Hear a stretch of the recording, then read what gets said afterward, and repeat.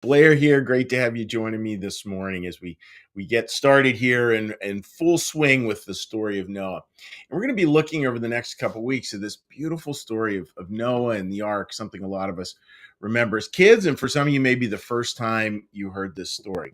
So it's interesting. Today we're starting with Genesis 5, and it's looking at it, and I think in a fun way, which is kind of realizing that there's all kinds of mistakes on the journey home. That's the title for today: Mistakes on the Journey Home.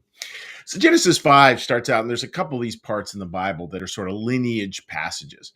And these lineage passages, if you're a Bible reader, and not that many people are, frankly, but if you are, they're the sections you skip because it's like so and so beget, so and so beget, so and so. It's like these long family histories, which were important at that time historically to sort of establish context. But what do they have to tell us today? And here's a Christian New Church perspective on that. They have a lot to tell us. So let's take a look at that. So if Genesis 5 is the chapter we're looking at, and I'm not going to read it because it's actually long, but there's 30 some odd verses of this person begat that person, just on and on and on and on. And why is that? Like, why is that in there? Like, so what? What does that matter? Well, from a Christian New Church perspective, we believe that this is talking about a deeper truth. And the deeper truth is that all of these things, is sort of this spiritual ancestry that all of us go to, eventually arrives at a point, and that's where Noah's name shows up in verse 32. Eventually arrive at a point where things have been whittled down, and it's like, oh, here it is. This is what's significant. This is what matters. And that little part in fancy theology is called a remnant. It's just this little small part of truth that we get that's incredibly important.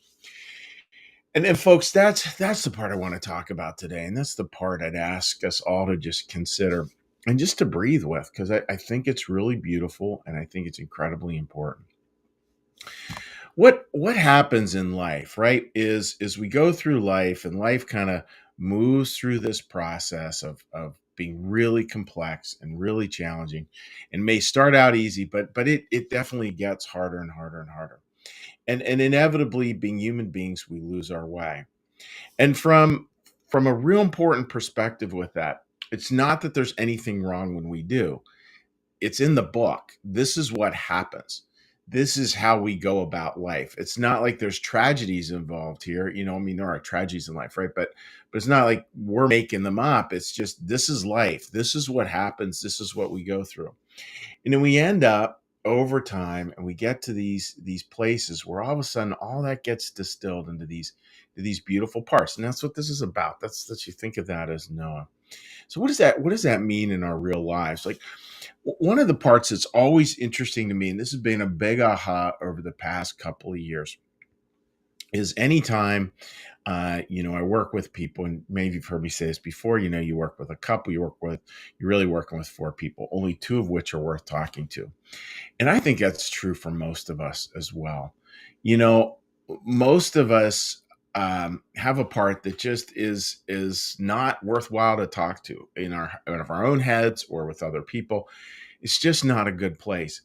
And so much of life, and I think so much of church, and a huge compelling why of the church, is to get to that conversation around those more significant parts. And there's no better phrase for it. I use this phrase all the time, than the better angels of our nature. That's what church is supposed to do. It's supposed to get us thinking about that. It's supposed to get us in touch with that. It's supposed to get us centered on that.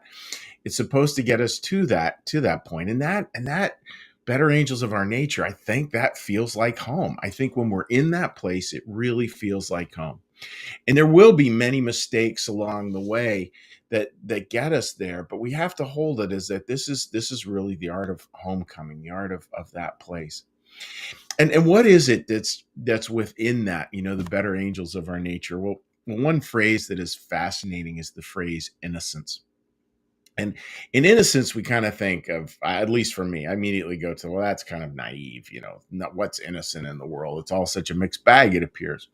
But that's not what the word actually means. The word innocent actually is Latin for unwounded. And I think, friends, that you all have that part that is unwounded. It's deep, it's buried within there. We may be asleep to it for a large part of our lives, But that's the real part that we want to consistently be touching base with, because we can touch base with our anxieties, our worries, our concerns, all those. We can touch base with those. And, even this morning, just, I woke up and of course I'm like reciting in my head all the things I have to be worried about today. What a waste of time. But I'll do it, and I'll do it again tomorrow, right? But I have to keep on working to come down to that core part. And I need to work at that in my relationships. I need to work at that in my life. And I think we all need to do that, right? Because it's just so easy to get stuck in the other parts. And yet, we got to get through it. We got to get through those other verses to get to this part of Noah. So that's what we're going to be working on. And that's kind of the big picture of this. It's finding that remnant in ourselves. It's ourselves. It's finding that heart of gold in ourselves. It's finding that inmost in ourselves, that place where God dwells. And if you're having problems finding peace today, just think about how that might be able to look, and how that could function in your life if we just touch that just a little more. And how do we know when we touch it? I feel like we know just because we can breathe, and the questions are good, and the conversation's good, and it's has a sense of freedom and this flow. And it completely is able to understand that of course there are mistakes on the way home, and they're somehow all about getting us on that journey and moving us to that place. So that's my thought for today, folks, and I hope that makes sense, and that you can maybe just sense that part a little bit today. And that's what this whole story Noah's going to be about. How do we bring that out of times that can feel like such a flood? There's your flood story right there. So what we're going to do now, friends, is now we're going to do a little meditation, a little prayer, a little blessing, and then we'll say hi to folks on social media. Again, we get comments throughout the week, and if you're joining us for the first time, the place where we leave social media comments that I read online are off of our New Church Live Facebook page, and we do a lot of feeds to a lot of different places, but that's where we tend to center our commentary during the week. So with that, friends, let's get a little breath.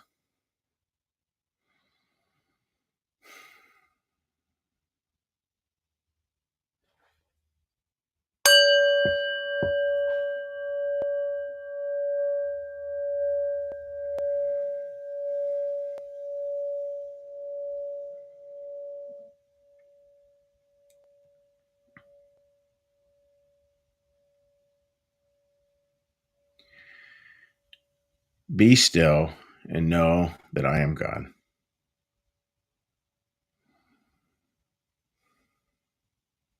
Be still and know that I am.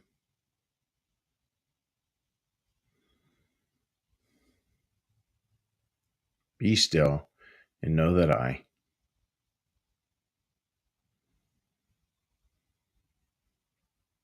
Be still and know that.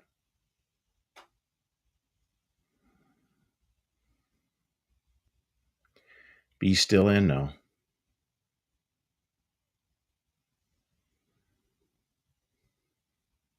Be still and.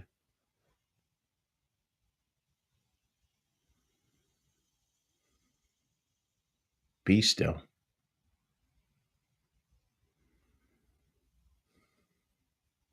Be.